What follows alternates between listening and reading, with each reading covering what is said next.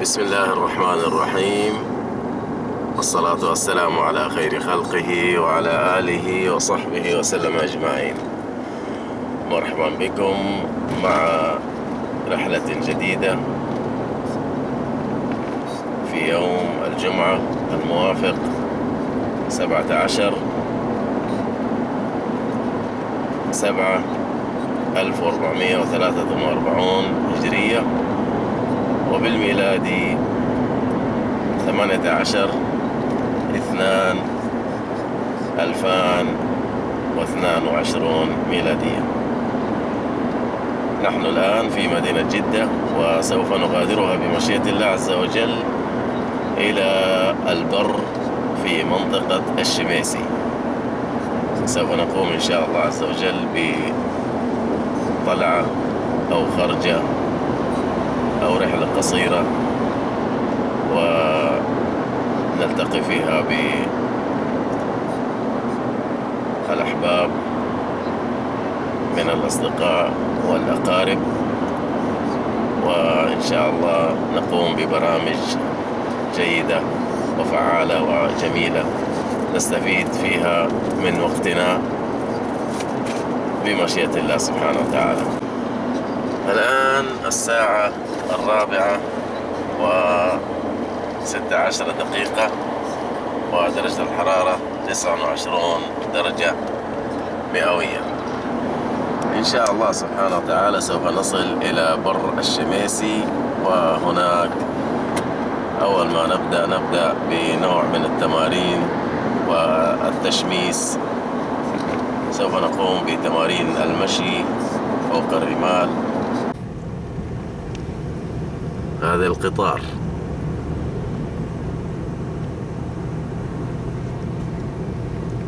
ما شاء الله تبارك الله سريع.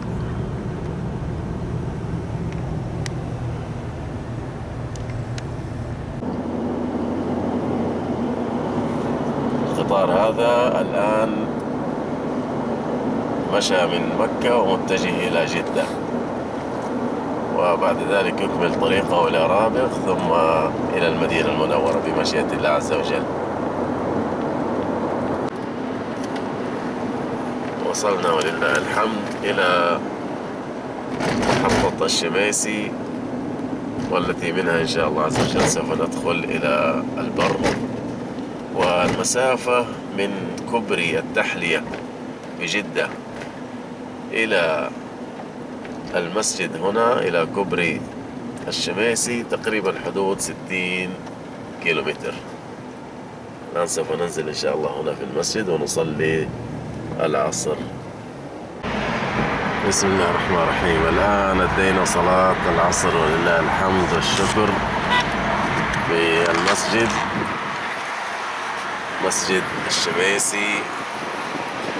والآن بمشيئة الله عز وجل سوف ندخل إلى البر.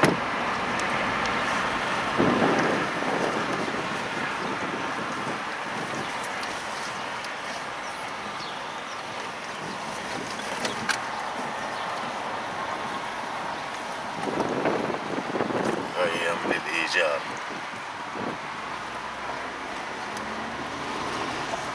من هنا الدخلة.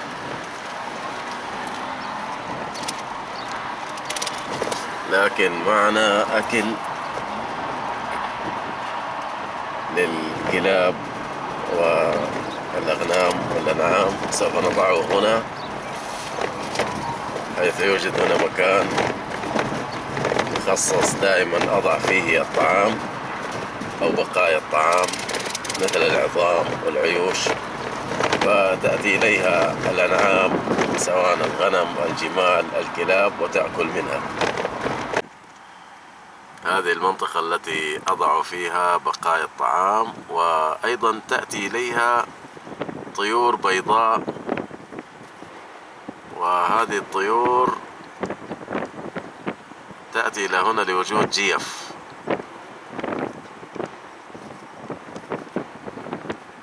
تأكل من الجيف. انظروا مناقيرها ما شاء الله تبارك الله، طويلة وصلبة. لاحظوا الجيفة كانت تأكل من هذه الجيفة.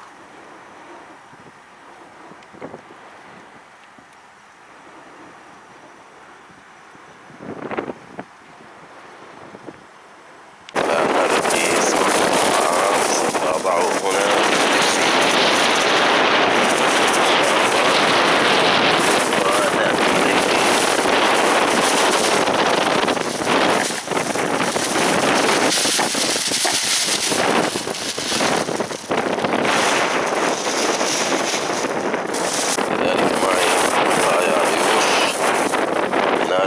صلبة. أيضا دائما أضعه هنا وتأتي الأغنام والجمال وتأكلها. الكلاب تأكل الأغنام والجمال والغنم يأكلون العيوش. والآن نذهب إلى مكاننا الذي سوف نستقر.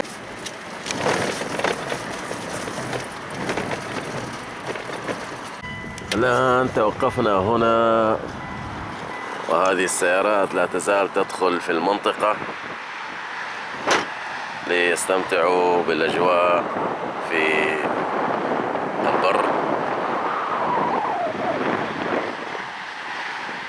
والآن نزلنا في هذا المكان. هذا المكان اعتدنا أن ننزل فيه دائما ونجلس في هذه القطعة النظيفة، وكنا أحيانا نجلس هناك فوق تلك الربوة،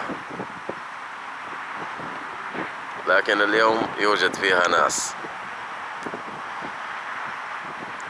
فحاليا نجلس هنا فنقول أعوذ بكلمات الله التامات من شر ما خلق. المكان هنا جيد ورماله جدا جيدة لا بأس بها، نظيفة ما شاء الله تبارك الله. وسوف يأتي بقية الشباب إن شاء الله إلى هنا. وهنا مكان ما نطبخ محل هذه الأحجار. الآن نزلنا بعض الفرش وزمازم الماء، وسوف أقوم بتجهيز الأنوار حتى إذا جاء وقت الليل يكون كل شيء تمام. والشباب ذهبوا إلى هناك يمشون يعملون تمرين مشي ويتسلون بالمشي فوق الرمال.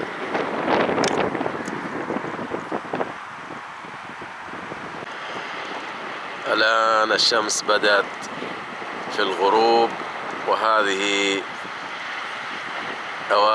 نهاية آخر ساعة من نهار يوم الجمعة. ومن السنة أن نلتمس الدعاء وندعو الله سبحانه وتعالى في هذه الساعة، ساعة الإجابة.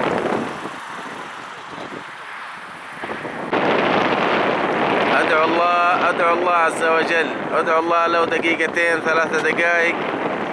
الآن وقت إجابة، لا تنسوا تدعو الله لو دقيقتين 3. الآن وقت إجابة. الشباب وصلوا ولله الحمد والشكر.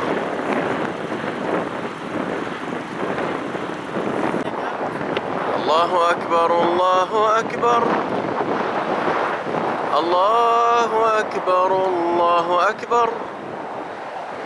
أشهد أن لا إله إلا الله، أشهد أن لا إله إلا الله، أشهد أن محمد رسول الله، أشهد أن محمد رسول الله. حي على الصلاة، حي على الصلاة، حي على الفلاح، حي على الفلاح. الله أكبر الله أكبر. لا إله إلا إلا الله لا إله إلا الله. اللهم رب هذه الدعوة التامة والصلاة القائمة آت محمدا الوسيلة والفضيلة والدرجة العالية رفيعة من الجنة بعث اللهم مقام محمود الذي وعدته. الله أكبر الله أكبر. أشهد أن لا إله إلا الله أشهد أن محمدا رسول الله. حي على الصلاة حي على الفلاح قد قامت الصلاة قد قامت الصلاة. الله أكبر الله أكبر لا إله إلا الله. يلا يا معاذ صلي بهم. يلا يا شباب صفوا صفوا ها.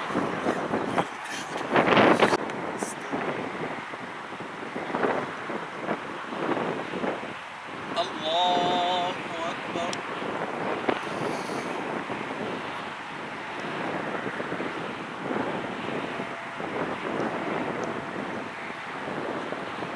الحمد لله رب العالمين الرحمن الرحيم مالك يوم الدين إياك نعبد وإياك نستعين اهدنا الصراط المستقيم صراط الذين أنعمت عليهم غير المغضوب عليهم ولا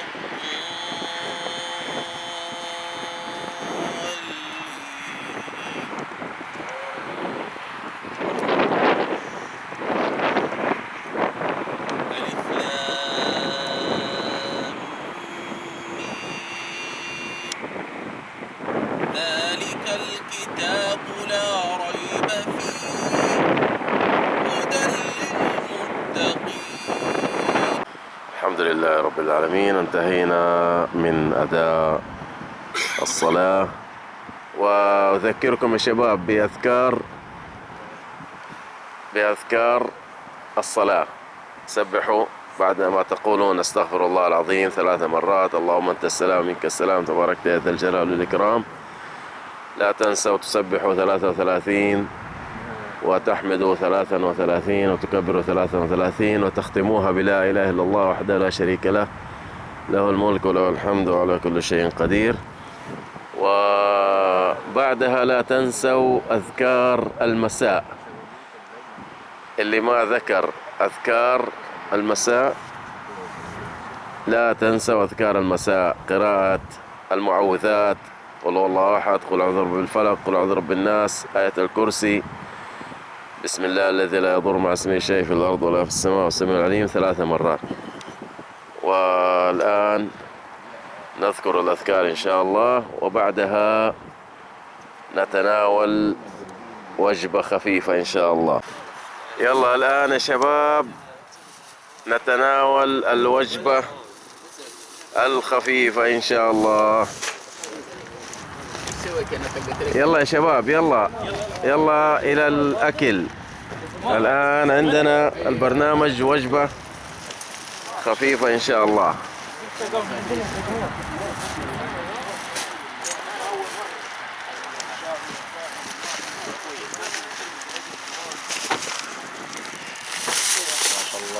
ايش شكله الكيس اللي هناك؟ يلا يا شباب يلا اجلسوا كلوا سموا الله سموا الله كلوا هذه الوجبة الخفيفة اللذيذة. يلا يا شباب يلا تعالوا تناولوا الوجبة الخفيفة. طيب يلا الآن نولع الحطب إن شاء الله.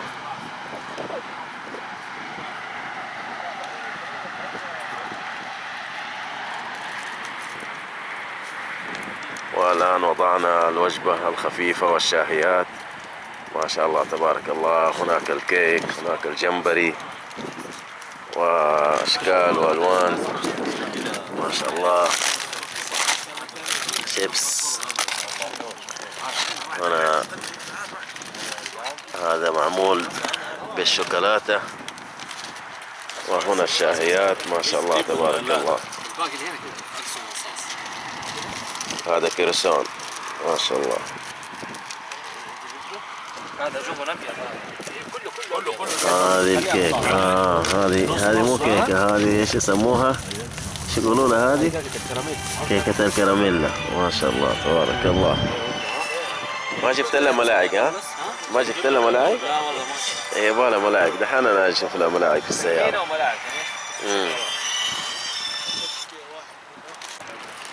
كلوا يا شباب، كلوا، سموا الله وكلوا. لا لا. هيا هنا. ها. شباب احد يبغى قهوه؟ بسم الله. دورها. الشيخ عبد الرحمن جابها. عبد الرحمن. دورها. سمي ها. دورها. هذا ايش تسميه؟ عبد الرحمن سواه بنفسه ما شاء الله قهوه. ما يعطيك العافيه عبد الرحمن. ياسر بدل عصر المغرب. ما شاء الله تبارك الله. شوف كيف يطبخ بمزاج.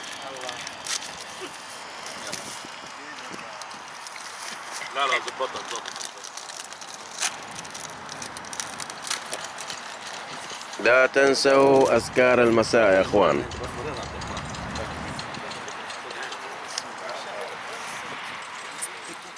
لا هذه ايش قهوة يا عبد الرحمن دي؟ قهوه. هذه سواها. اشربوا القهوة يا شباب. سواها عبد الرحمن الله يعطيه العافيه. ما شاء الله، شكرا يا عبد الرحمن. الله يكثر خيرك ان شاء الله.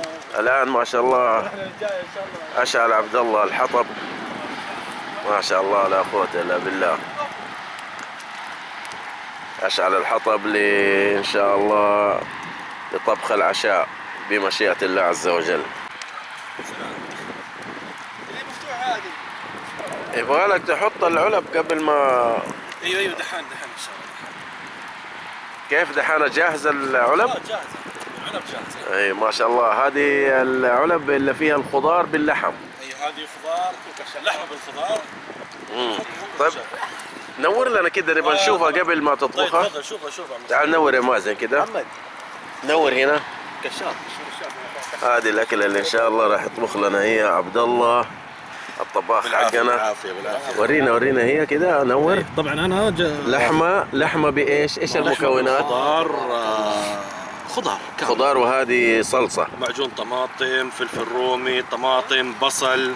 اي ما شاء الله تبارك الله. طبعا طبقات تسويها وبعدين بالاخير تحط وهذه يبغى لها كم ساعة ان شاء الله؟ ساعتين ان شاء الله تعالى الى بمشيئة ساعتين ونص. الله. ما شاء الله ربنا يتمم على خير. لانه ما هو قدر ضغط. ايوه عادي. بس اعتقد تشيل النايلون، الغطاء النايلون تشيله مو؟ ايوه الان بشيل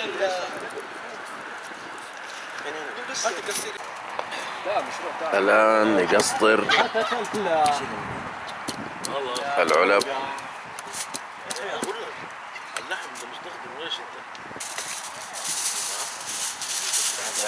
طبعا هذه من غير معجون طماطم يا عمي خالد، على اساس انا حطيت شكلين، شيء ببهارات وشيء من غير.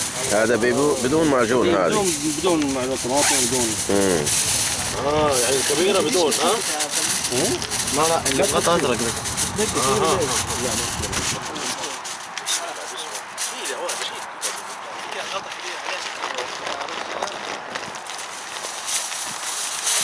واحد منكم يلا يجي كثير.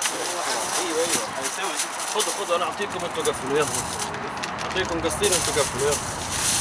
ايوه على هيك ما نهدمها هذا عادي. لا ايش رايك نقطع نشوف كم دقيقة؟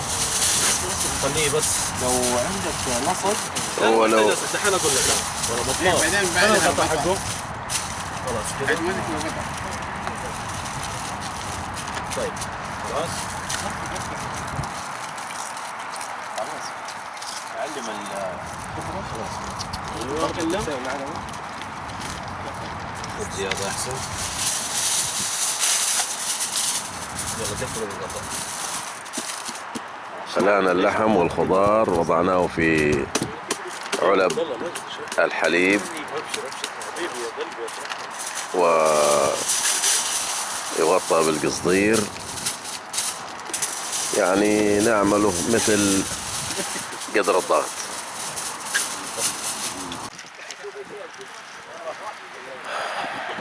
الآن ما شاء الله تبارك الله وضعنا العلب فوق الحديد، ويحتاج تقريبا حسب ما قال الطباخ عبد الله يحتاج من 2 إلى 3. 4 علبية ما شاء الله مو؟ اي ما شاء الله 2 كبار و2 وسط. ايوه 2 جنب و2 خلاص كده قصدير بس بدون البلاستيكة دي اللي الغطا شلتها. ايوه لانه بتنحرق الحراره. ما شاء الله تبارك الله. خلاص كده حطينا الآن الحطب وفوقه القاعدات، وفوق القاعدات وضعنا العلب، ونصبر لها ما بين 2 إلى 3 وإن شاء الله تتم عملية الطبخ إن شاء الله بمشيئة الله عز وجل.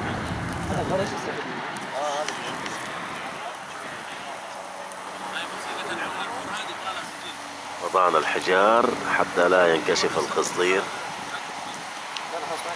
بمشيئة الله عز وجل. ما شاء الله تبارك. الآن خلاص وضعنا طبعا العلب على النار. ايش تبى تسوي؟ تبى تظبطها يعني؟ ابغى نصفها خلاص. اها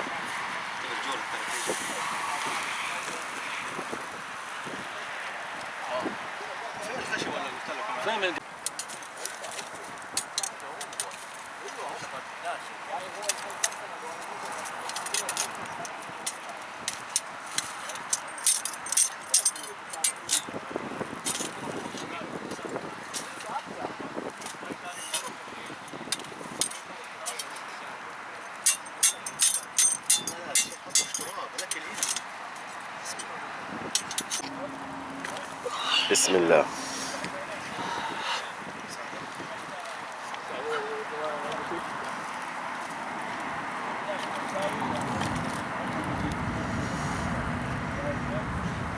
بسم الله الرحمن الرحيم.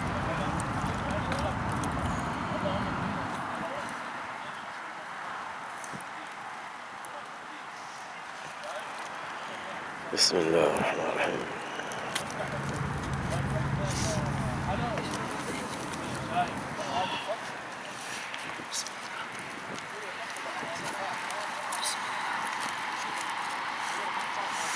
خلاص تمام كده ان شاء الله.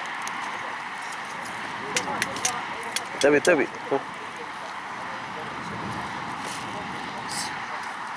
خلاص يلا توكلنا على الله. طيب الآن إلى أن يطبخ الطعام سوف نجلس جلسة طيبة مباركة ونأخذ شيئا من هدي رسول الله عليه الصلاة والسلام. فالآن نجلس جلسة ونتدارس شيئا من كتاب الله وسنة رسول الله صلى الله عليه وسلم حتى ندخل في قوله عليه الصلاة والسلام: ما من قوم يجلسون مجلسا ويذكرون الله عز وجل إلا نزلت عليهم الرحمة وحفتهم الملائكة وذكرهم الله عز وجل في من عنده. طيب الآن يا شباب نجلس جلسة كده طيبة مباركة نذكر الله عز وجل فيها. واليوم أبغى أتكلم عن الصلاة، وأبغى أعطيكم صفة صلاة النبي عليه الصلاة والسلام باختصار شديد. طبعا في عندنا كتاب للشيخ محمد ناصر الدين الألباني اسمه صفة صلاة النبي عليه الصلاة والسلام، فوق 100 صفحة، كتيب يعني حجم وسط. قرأناه الحمد لله وقرأنا غيره. يعني من أراد أن يرجع إلى صفة صلاة النبي عليه الصلاة والسلام يرجع إلى كتاب الشيخ محمد ناصر الدين الألباني، بيذكر فيه كل شيء في الصلاة مع دليله. كتاب جدا ممتاز ورائع، وطبعا مؤلفه مات الله يرحمه ويغفر له، وقدم للإسلام الشيء الكثير من الخير، ومن بين هذه الأشياء صفة صلاة النبي عليه الصلاة والسلام. قبل ما ندخل في صفة صلاة النبي عليه الصلاة والسلام أبغى أعطي مقدمة.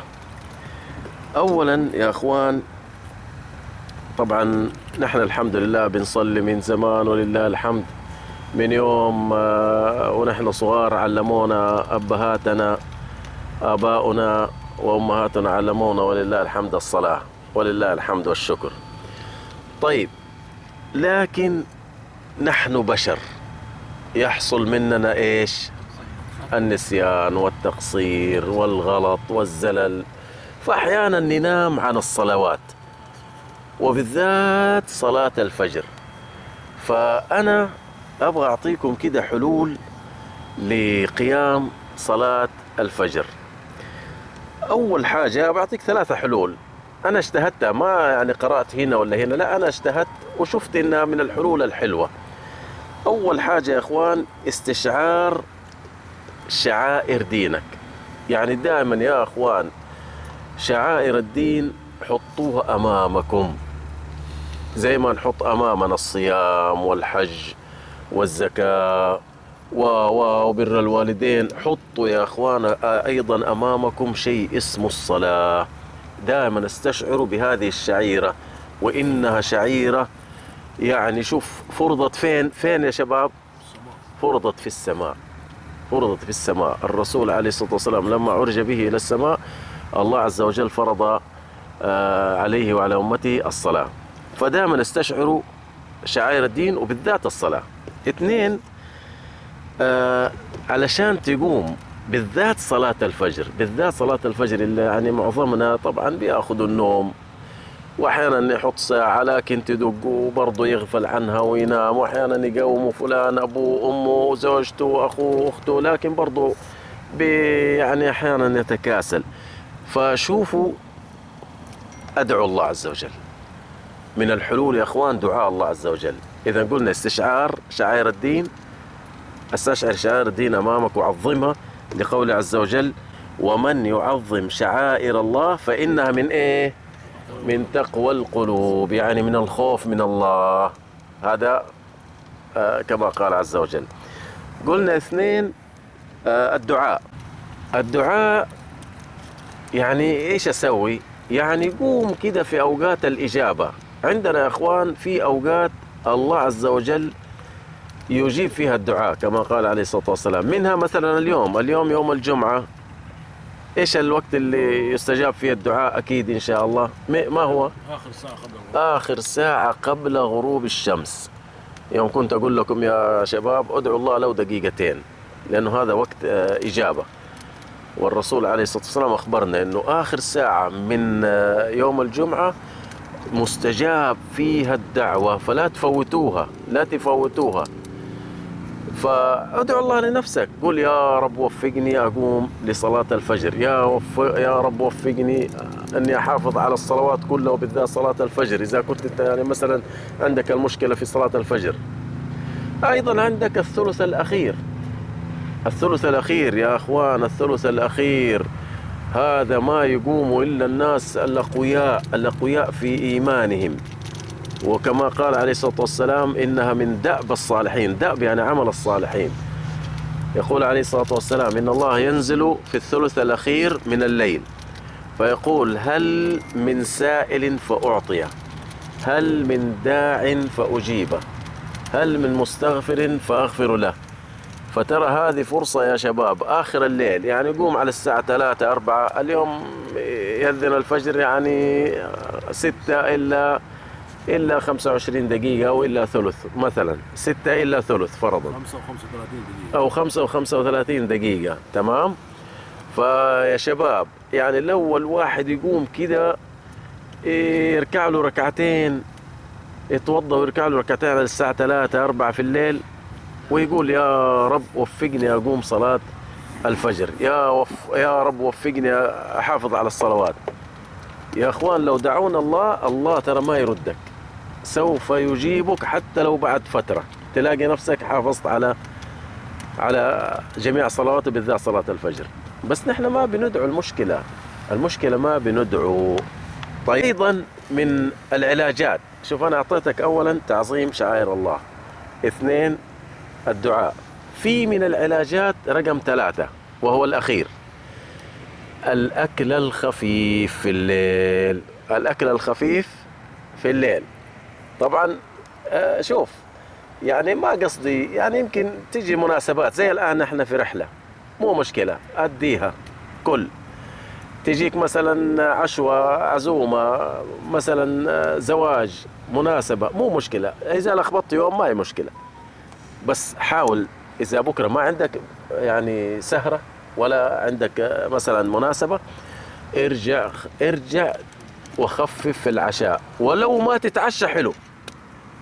يمكن صعب على البعض يقول ايش ما اتعشى، والله ما هي صعبة. تصدقوا ان انا كنت من زمان لازم فطور غدا عشاء، مرت الايام ومرت السنون، والله جات ايام كده كنت ما اتعشى فالاقي نفسي نمت خفيف، وصار نومي جميل ورائع وفل فل يعني معنى مليان، ومعنى اللي هو الفل اخو الياسمين كلها مع بعض.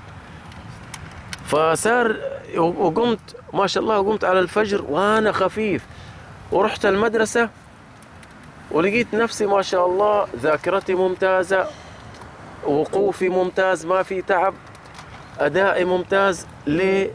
لأنني ما تعشيت، ما تعشيت، اكتفيت بالغداء.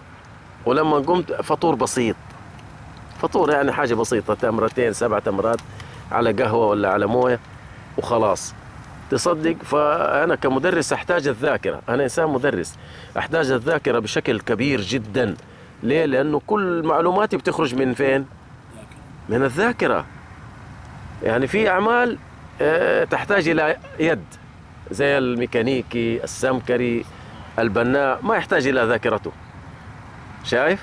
لكن لا، المدرس والمعلم والإنسان اللي بده يعني يطلع حاجات من دماغه لازم الذاكرة تكون مضبوطة، ولا بعدين ما يستفيد ولن يفيد الطلاب. شفتوا؟ فوجدت انه ما شاء الله كانت ذاكرتي قوية ما شاء الله، ممتازة ونشيطة جدا. المهم مرت علي كم يعني مرة اني ما تعشيت، وجدت نفسي يعني جدا مرتاح.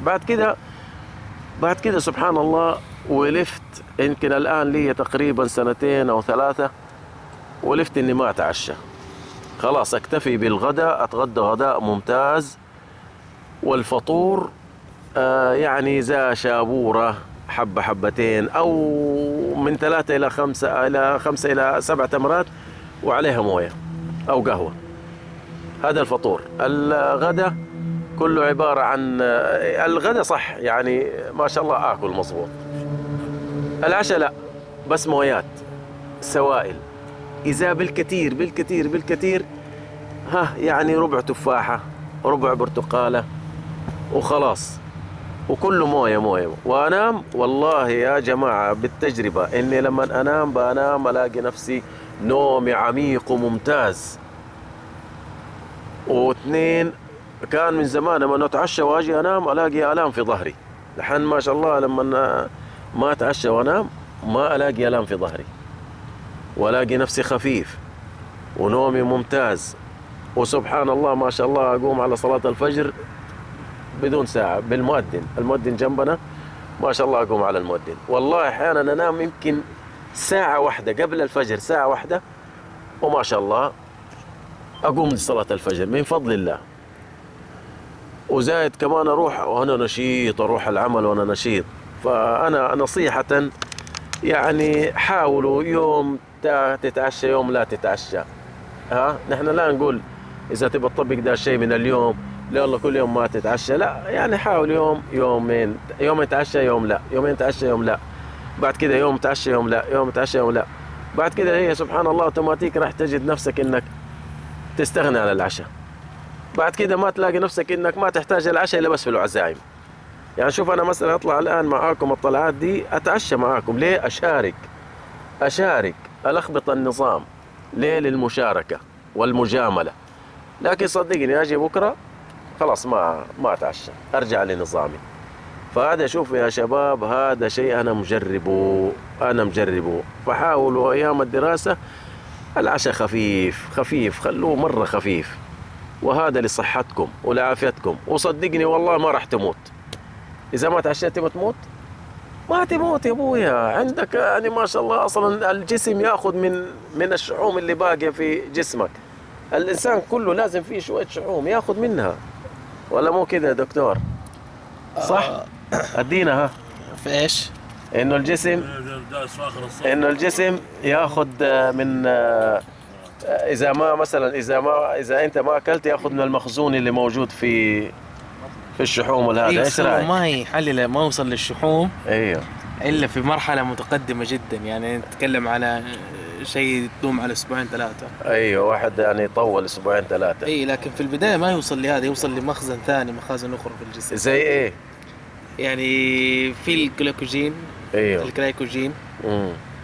هي في كذا 4 مراحل اللي يسموها عمليه امداد الطاقه. ايوه لكن ال4 مراحل هذه اخر شيء فيها اللي هو الشحوم، اذابه المصادر هذه اللي يسموها بطيئه او طويله الامد. طيب الآن أنا انتهيت من ال3 النقاط اللي تكلمت فيها عن التي إن شاء الله تساعدك في القيام لصلاة الفجر بمشيئة الله عز وجل. يا سعد، رقم 1 إيش هو؟ الشيء الأول من اللي يعين على القيام بصلاة الأشياء اللي تعين على القيام لصلاة الفجر. 1 أنا قلت 3 أشياء. قال 3 أذكر الأول. هات الأول. لو بدون ترتيب بس ما يجيب 1. ما تقدر تضيف نقطة رابعة يعني بدل مع الثلاثة هذا. النوم المبكر ما ينفع. النوم المبكر ممتاز يا هشام. النوم المبكر يا أخوان برضو، النوم المبكر هذا برضو يساعد على إنك تقوم لما خلاص تكتفي نوم وتشبع تقوم. تمام؟ ها أحمد، إيش الثلاثة؟ سعد ما جاوب. ها عدم العشاء ممتاز. 2 أحمد. ها الدعاء. و3 ها مازن استشعار عظمة شعائر الله عز وجل. طيب ننتقل الآن إلى النقطة الثانية، أحاديث وآيات تحث على المحافظة على الصلاة في أوقاتها. أقرأ لكم هي. شوف، 1 قال عز وجل حافظوا على الصلوات والصلاة الوسطى. إيش هي الصلاة الوسطى؟ قالوا إنها إيه؟ العصر.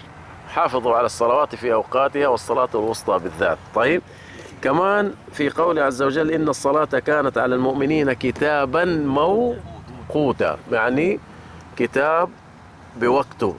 يعني زي انت شوف الآن تبى تروح مثلا المطار تبى تسافر، مو وقت ما تيجي تبى تسافر تلاقي الطائرة بتنتظرك، لا، تيجي متى؟ الوقت اللي قالوا لك الساعة 6:15، يعني تيجي كمان قبلها ب2 شوف، فما بالكم بالصلاة. طيب وفي قوله عليه الصلاة والسلام، يسمع الحديث هذا حديث مخيف، حديث صراحة مخيف. يقول عليه الصلاة والسلام لتنقضن عرى الإسلام عروة. شايفين؟ فكلما انتقضت عروة تشبث الناس بالتي تليها. فأولهن نقضا الحكم، يعني الحكم بغير الله عز وجل، بغير الشريعة. وآخرهن الصلاة. شوف، آخر ما يضيع يعني من دينكم الصلاة، فانتبهوا. إذا ضيعتوا الصلاة فأنتوا خلاص يعني ما بقي شيء. إيش بقي تضيعوا؟ خلاص ضيعت الدنيا كلها. فلذلك انتبهوا يا إخوان، انتبهوا، إذا ضيعتوا الصلاة ترى ما بقي شيء ما تضيعوا خلاص. طيب وأعطيكم حديث للرسول عليه الصلاة والسلام. يقول عليه الصلاة والسلام، هذا برضو من العلاجات، أي يسمع الحديث هذا من العلاجات التي تستعين بها في القيام لصلاة الفجر يا شباب، الفجر، نحن نركز على الفجر. يقول عليه الصلاة والسلام يعقد الشيطان على قافية رأس أحدكم إذا هو نام 3 عقد. القافية هذه بس لا تسألوني كيف يعقد، هذا شيء غيبي ما ندري كيف يعقد. قال عليه الصلاة والسلام يعقد الشيطان على قافية رأس أحدكم إذا هو نام 3 عقد، يضرب على كل عقدة يضرب على كل عقدة عليك ليل طويل فارقد. طيب شوف الرسول أداك العلاج عشان تفك العقد هذه 3، أداك العلاج. إيش قال؟ قال فإذا استيقظ فذكر الله انحلت عقدة. يعني كيف؟ يعني أنت سمعت الأذان ويجيك الشيطان أرقد عليك لو ليل طويل أرقد، فيقول لك عشان تفك العقد الثلاثة دي أول شيء أذكر الله. يعني إذا قمت، شوف كان الرسول يا أخوان عليه الصلاة والسلام إذا قام من النوم كان يمسح وجهه كده ها بدون موية، ها يقول الحمد لله الذي أحيانا بعد ما ماتنا وإلى النشور. حاولوا تطبقوا دي السنة يا شباب، إذا قمتم حاولوا تمسحوا وجهكم ها كده بدون موية، تقول الحمد لله الذي أحيانا بعد ما ماتنا وإليه النشور. فاذكر الله، إذا ذكرت الله انحلت العقدة الأولى. 2 فإن توضأ انحلت العقدة الثانية. انحلت عقدة يعني الثانية، قمت وشديت حيلك وتوضيت، هذه العقدة الثانية انحلت. يقول لك فإن صلى انحلت العقدة، انحلت عقدة يعني العقدة الثالثة. إذا نشوف صليت انحلت الثلاثة العقد. طيب وبعدها يقول لك وبعدها فأصبح نشيطا طيب النفس وإلا أصبح خبيث النفس كسلان. شفتوا؟ فإلا يقوم ويصلي وانحلت العقدة الثلاثة وتلاقي نفسه طيبة، ايوه كده نفسه منفتحة شريحة كده مرتاح نفسيا. لكن إذا ما قمت ولا شيء تقوم وأعوذ بالله زي ما قال الرسول عليه الصلاة والسلام، تقوم وأنت خبيث النفس كسلان، نسأل الله العافية.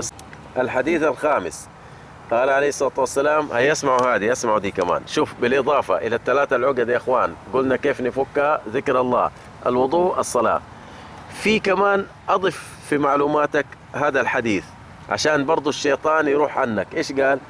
قال رسول الله عليه الصلاة والسلام إذا استيقظ أحدكم من نومه فليستنثر 3 فإن الشيطان يبيت على خيشومه. شوفوا إيش يقول؟ يقول عليه الصلاة والسلام إذا استيقظ أحدكم من نومه وراح يتوضأ استنثر 3 مرات. استنثر يعني نفض خشمه 3 مرات. قال فإن الشيطان يبيت على خيشومه، على خشمه. يبات كيف ما أدري، بس قال الرسول، والرسول كلامه حق، قال يبات على خيشومه. فأنت إذا استنثرت يقوم زي اللي انطرد. إذا استنثرت فلا تنسوا يا شباب إذا قمتوا بالإضافة للثلاثة ديك اللي هو ذكر الله، الوضوء، الصلاة، وانت أثناء الوضوء أنفض خشمك 3 مرات. هذا حديث ترى في البخاري ومسلم. قال عليه الصلاة والسلام فإن الشيطان يعني خلاص يخرج ينطرد، يعني أعوذ بالله، شوف يبيت في خشمك عقد ويبيت في خشمك كمان.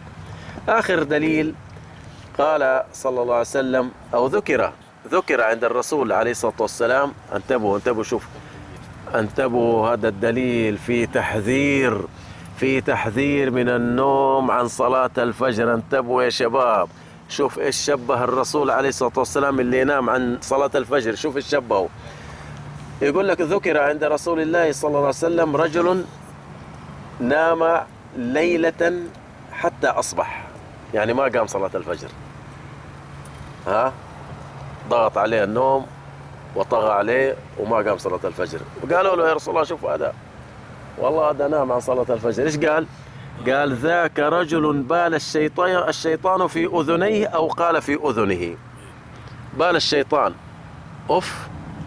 الرسول يا اخوان ما يهرج، يعني ما يهرج الا بوحي، ما يهرج مجرد هرج، لا. فشوفوا اللي يرقد معناه الشيطان بال في أذنه، يعني أعوذ بالله عقد في القافية وكمان يبيت لك هنا، وإذا فوتك صلاة الفجر بال في أذنك.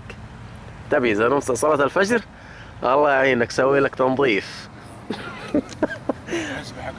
ايوه سوي تنظيف، يعني تسوي كده عشان يخرج البول اللي هنا، وسوي كده عشان يخرج البول اللي هنا، الله يعين. فانتبهوا يا اخوان، والله مشكلة يعني تنام وكل يوم يبال الشيطان في اذنيك، مشكلة. هو بس بال، هو عقدة على هنا وعلى بول. ايوه مو ما يبغاك تقوم صلاة الفجر، يبغاك تنام عشان يفوتك. الآن ننتقل إلى صفة صلاة النبي عليه الصلاة والسلام، سوف أعطيكم هي باختصار. طيب كده الآن أنا انتهيت من صفة صلاة النبي عليه الصلاة والسلام ومن حديثي. اللي عنده يا جماعة إضافة سؤال؟ ها بسام عندك شيء؟ ها؟ عندنا سؤال استاذ. ايوه تفضل. انا سمعت انه بعد الوضوء يقول الدعاء حق الدعاء تفتح لك ابواب الجنه الثمانيه. ايوه سمعت كذا دعاء مو دعاء واحد. صح. فايش يقول ايه الدعاء؟ في عدة أدعية، منها أشهد أن لا إله إلا الله وأشهد أن محمدا عبده ورسوله، هذا واحد. في اللهم اجعلني من التوابين واجعلني من المتطهرين، هذا اثنين. في أيضا دعاء نفس دعاء كفارة المجلس، اللي هو سبحانك اللهم وبحمدك أشهد أن لا إله إلا أنت أستغفرك وأتوب إليك. فهذه ثلاثة أدعية أنا أحفظها. في برضو واحد دعاء رابع وصلى الله ما أحفظه، فكل مرة أقول ده ومرة أقول ده على قولة الشيخ. ها؟ ما اثبت على واحد. لو إذا ما تحفظ إلا واحد قوله، تحفظ كثير قول مرة ده وقول مرة ده على قولة الشيخ ابن عثيمين الله يرحمه. قال إذا في السنة شيء عدة سنة في الفعل الواحد، مرة يجيب هذا ومرة يجيب هذا. والله أعلم، وصلى الله على سيدنا محمد وعلى آله وصحبه وسلم.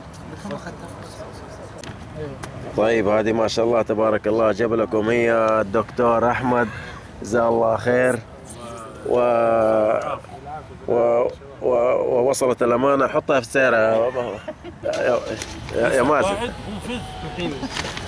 يلا طيب لا ما نحطها في السيارة خلاص ولا تزعل. دحين نحطها للشباب، نطلعها ونفكها، ومعاها ما شاء الله كمان سكينة، هذه حقت منش ما شاء الله. لا سوسو يروح مع عماد اللي يبغى يروح دورات المياه شباب. بس الجو طيب السيارة. يلا ما شاء الله ما شاء الله. هذه كيكة كاملة. طيب فك هذه يا مازن كذا، خلينا نشوف ايش فيها. اصبر سيبه. شوف كذا. هي حطها في النص يا مازن، حطها في النص. ولا وزع لهم هي؟ لا حطها في النص، لا تشيلها لانها ما تنشال. تروح تشيلها تطيح، خلي كل واحد يجي ياخذ. يلا يا شباب. وهذه كمان خذ السكينة. لحظة. ليه يا احمد مكلف على نفسك؟ خذ يا اصبر يا ولدي الله يصلحك. خذ هي. ها تبغى تقطعها هي. خذ. تخصص التقسيم. الله يوسع. هذا بس على طول خاص. بنانا. يلا يا شباب تعالوا خذوا. تعال عبد الله. تعالوا يا شباب تعالوا خذوا كيك. خليه بعد شوية. تعالوا يا شباب تعالوا خذوا كيك تعالوا. والله نص الصوت. والله هذه انا افتكر اني اشتريتها. بليز كيف شكرا على شيء. هات السكينة كذا. لو تبغى جوال هناك. هنا موجود.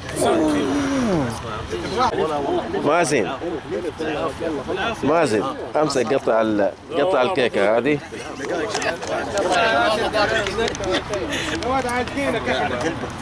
شيء وانا اخذ بس اشاره. يلا يا مازن هيا. انا استعرف تقطع ولا لا؟ هيا ورينا. بسم الله هيا. هذه بسكوت مع التوت. هذا توت صح؟ صح يا هذه ريمبو هذه. ريد فلفل. احمد هذه ريمبو. تعالوا يا شباب خذوا كيك تعالوا. ريد فلفل. كان جبت ريمبو.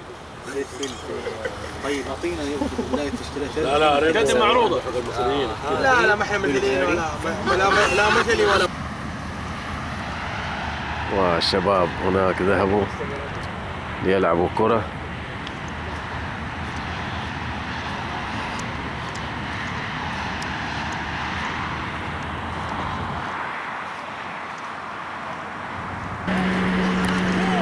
يلعبون هنا كرة القدم ما شاء الله تبارك الله على أضواء السكة السريعة.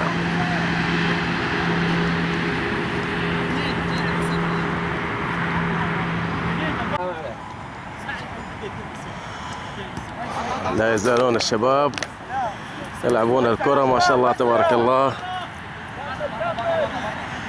ومستمتعين. وقد تقدمنا هنا بجوار السيارات ووضعنا الملاعب هنا وضعنا الأبواب هنا.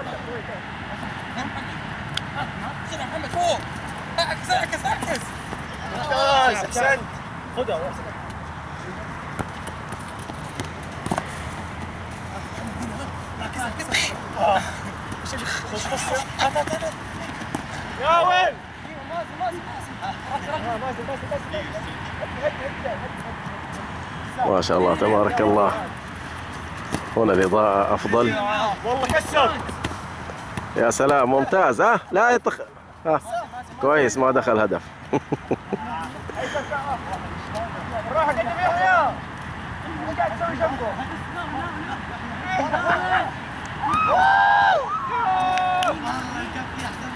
ما شاء الله تبارك الله.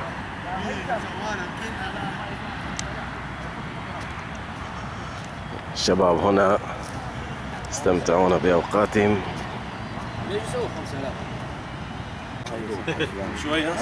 يلا يلا بسم الله. بسم الله. يلا بسم الله ما شاء الله. اللهم صل وسلم على رسول الله. صلوا على رسول الله. اليوم جمعة. صلوا على رسول الله. كمان زيد النبي صلى.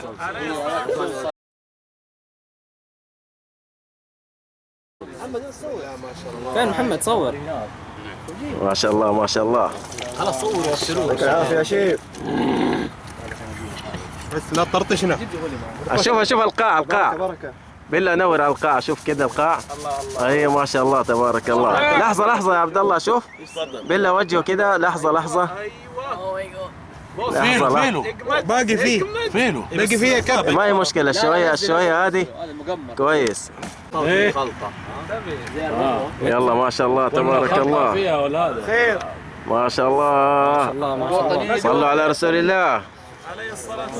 كمان زيد النبي صلى. اللهم صل وسلم عليك يا رسول الله. كمان مرة. الصلاة والسلام عليك يا نبي الله. يا سلام ما شاء الله تبارك الله. اختراع عبد الله. قال الباك. شوف القاع بالله. ايوه ما شاء الله تبارك الله. يا سلام ممتاز جدا. لا اله الا الله. طيب ترى ثلاثة عندكم زي بعضها. واحد من غير معجون طماطم. هذا اللي بدون معجون. هذا المفروض يكون هنا في النص. المفروض في النص. يلا بس عاد راحتكم. مو مشكلة. اللي يبغى بدون معجون يجي هنا. لا يا شباب نبدل الأماكن كل شوية بعدين نقوم بعدين كذا. والله ليش؟ هذا ما حد فاهم. بدل الصحون بعد المباراة يا احمد والجروح. ما حد ما يقوم. ما حد حيقوم لك. ايوه يا شباب. لحظة الين ما صاحب الطبخة هو يقول يلا تموا. لا الله يحييكم. الله يحييكم. خلاص افرد بس. يلا تموا يا شباب. ما شاء الله تبارك الله. يلا يا شباب تموا بسم الله. وإذا نقص العيش ترى فيها عيش. اجلس يا شباب. يلا أحمد اقلط دحين. احنا خلاص نجي ان شاء الله. احمد سوي ركبه ونص اهو. تعالوا كده. انس روح كده ولا كده. كل واحد روح شويه يمين يسار. ايوه ما عليك فيها. انت اجلس. انا عندي شويه شغل. اجي بعد شويه. ايوه اجلس. واحد هناك يجلس. ايوه اجلسوا. ملح. لا بس ملح ولا مظبوط؟ ما شاء الله تبارك الله. هيا ادخلوا. ادخل محمد. ادخل احمد. ادخل مازن روح شويه كده. لا بس ما من الضلوع. هيثم روح على هناك. روح روحوا شويه. ايوه تفسحوا بالمجالس. ادخل احمد. ادخل ما عليه. هذا اسحبوه كده. اسحبوه على هنا. وهذا اسحبوه شويه. ما في بعيد. لا اسحبوه. ايوه اسحبوا هذا شويه. ايوه هذا اسحبوه شويه. هذا اسحبوه شويه. ايوه خلاص. ايوه اقعد عمي خالد. ما عليك. انا دحين جاي بس اسوي العصير واجي. لحمة حاشي. يلا يا ولدي. كل واحد يتوضا بعد ما يخلص. وراكم قيام ليل.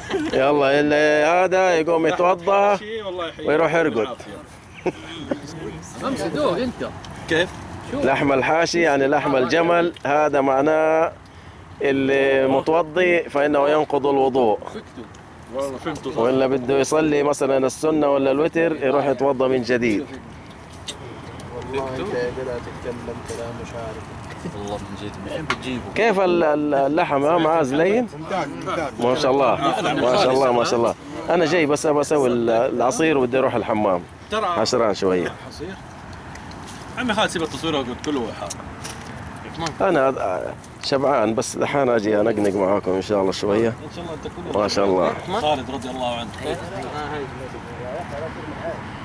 ما شاء الله تبارك الله. الحمد لله. طبخ الأكل ممتاز رائع جدا. وقبل قليل لعبنا كرة ما شاء الله تبارك الله، يمكن ساعتين ونحن نلعب كرة. ايوه شوف كده خلينا نقول صحيح. لحم ما شاء الله لا مضبوط ما في شيء. انا ما اتكلم، انا اتكلم عن النكهه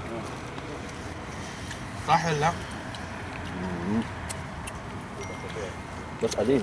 اجلس شوية كده بعيد لهم، خليهم يجلسوا. ايوه اجلس رتبة ونص كده زي الشباب، ولا اجلس على زي التشهد اجلس. إذا قام أحد توسع اجلس يا ابويا أنت. اقعد يا خالد. أنا دحين أجلس. طيب لا تنسوا بسم الله وقولوا جزاه الله خير. عبد الله لا ما مشكور على الوجبة الجميلة الحلوة دي، خضار باللحم. انتم الله يجزاكم خير. اللهم صل وسلم على رسول وانت الله الله. يجزاك خير، بالعكس انت الله يجزاك خير صاحب وياك إن شاء الله. اللقاء والفكره أنت صاحب الفكرة بس أنا صاحب الليش. أنت صاحب الفكرة والمشروع بس أنا صاحب الليش اللقاءات الطلب. بالعافيه. وزعت مظبوط عبد الرحمن لانه انتهينا الآن الحمد لله من العشاء، والآن نشرب الشاهي والشباب يلعبون ورق، يتسلون ويستمتعون بأوقاتهم. عشان ايش؟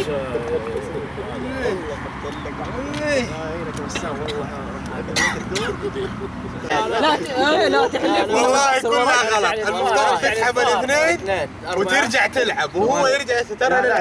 ترى انا لعبت اللعبه الاساسيه، ترى لازم تسحب الاثنين. ببجي كمان زي كذا كان. ايش دخل ببجي؟ حبيبي يا سيدي هذه كيف يا عبد الرحمن؟ كيف هذه تفوز فيها ولا كيف؟ أنا ماني فاهمها. اول واحد يخلص الاوراق اللي في يده هو اللي يفوز. قبل الأخيرة يقول ارمي آخر ورقة أونو، وبعد كده إذا ما قال أونو يسحب ثانية. ايوه لا اصبر اديته انا خلاص. ايش بك تديله؟ 10 ايش بك تديله؟ اقول لك يمكن ما خلاص عبد الله انتهيتوا؟ انتهينا. يلا مين الفائز؟ أو مين المغلوب؟ قول مين المغلوب بس. الفائزين مين المهزوم؟ الفائز في الجولة الأولى، المغلوب في الجولة الثانية. برا على برا. أنا الفائز في الجولة الأولى هو الخسران، والجولة الثانية أنا الفائز هو الخسران. أها طيب اقول لك طيب يلا نمشي الآن نختتم رحلتنا إن شاء الله وطلعتنا هذه. ها بس لا تنسوا تقولوا عند الختام سبحانك اللهم وبحمدك أشهد أن لا إله إلا أنت واستغفرك وأتوب إليك. هذا دعاء إيش؟ كفارة المجلس. لا تنسوا يا شباب دعاء كفارة المجلس، حتى إذا ظهر لغو ولا شيء يعني ما يرضي ربنا يصير إن شاء الله يكون كفارة لمجلسنا. وأذكركم بالوتر، لا تنسوا إذا رجعتم أوتروا، ولا تنسوا صلاة الفجر يا أخوان. ها رعايروا الساعات. الله يوفقكم، ونراكم إن شاء الله في رحلات أخرى إن شاء الله. خيركم انت وعبد الله وعم خالد، انت وعبد الله والجميع وكل من شارك وحضر. آمين إن شاء الله جميعا. يلا يا شباب نشيل الفرش يلا مع بعض إن شاء الله، وننظف المكان. بسام واحرقوا الأوراق احرقوها على النار، والقمايم شيلوها نوديها الزبالة في طريقنا إن شاء الله. الحمد لله رب العالمين. إلى هنا انتهت رحلتنا ونزهتنا في هذا اليوم، وقد جئنا واستمتعنا بأوقاتنا ما بين درس وما بين لعب وما بين سواليف وتبادل أحاديث، وقد سمرنا وتعشينا مع بعضنا البعض ولله الحمد والشكر. والآن حملنا أمتعتنا وغادر الأخوان، وقد نظفنا المكان كما كان وأفضل مما كان، وحرقنا الأوراق هناك مكان تلك النار التي أشعلنا فيها ما طبخنا عليها. وأما هناك القمائم التي لا تحرق فسوف نأخذها إلى المحطة عند المسجد، وتوجد هناك حاويات للقمام وسوف نرميها إن شاء الله هناك. ويوجد معنا العظم وسوف نأخذه إن شاء الله إلى المكان المخصص الذي نضع دائما فيه العظام لتأتي إليه الكلاب والبساس وتأكله إن شاء الله. الآن نغادر المكان بمشيئة الله عز وجل. بسم الله الرحمن الرحيم. سبحان الذي سخر لنا هذا وما كنا له مقرنين وإنا إلى ربنا لمنقلبون.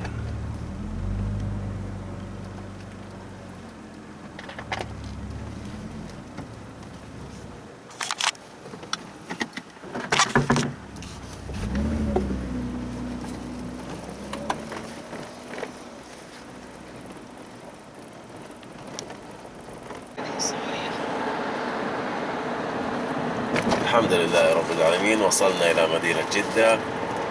ومن السنة إذا وصلنا إلى مدينتنا أن نقول آيبون تائبون عابدون لربنا حامدون. وإلى هنا وتنتهي برامجنا لهذه الرحلة الطيبة، والتي نسأل الله عز وجل أن يجعلها في ميزان أعمالنا. وإلى هنا وصلى الله على سيدنا محمد وعلى آله وصحبه وسلم أجمعين. تم هذا التصوير في يوم الجمعة الموافق 17/7/1443 للهجرة، وبالميلادي 18/2/2022 ميلادية. إلى هنا والسلام عليكم ورحمة الله وبركاته، وصلى الله على سيدنا محمد وعلى آله وصحبه وسلم أجمعين.